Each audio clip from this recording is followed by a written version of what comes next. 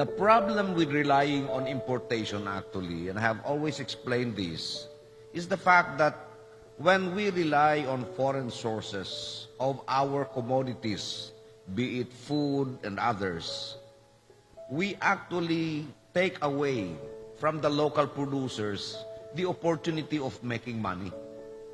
Like say for example, and I have always argued this, hindi ganun kasimple ang mag-import ng baboy para sabihin nating mas mura ang baboy na ibebenta natin sa merkado. It actually goes beyond just the price. Kasi the moment we rely on importation, say for example, specific example, baboy. Sabihin nating nakatawad tayo, nakamura tayo ng 20 pesos, 30 pesos per kilo ng baboy na imported over the locally produced pork. Well and good.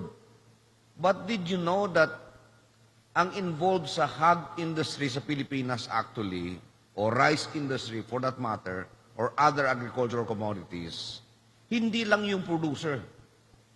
Because in the case of the hog industry, for example, for a farmer to be able to raise hogs, the corn farmer must plant corn. So sinong involved dyan?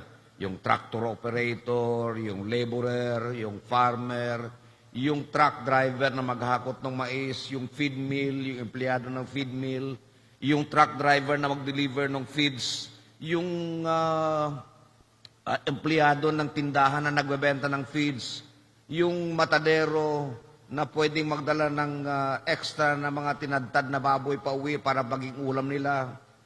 It's a whole production line actually. That's why I have always believed that we should look at the potentials of this country in producing agricultural commodities which would grow well in our country, because by doing such, not only will we be saving our precious dollar reserves, we will also be creating income and job opportunities for our people. And this is what we need actually. The pandemic has shown us that we cannot rely on foreign sources of goods, food, and other commodities, because in a pandemic, the supply chain could be disrupted.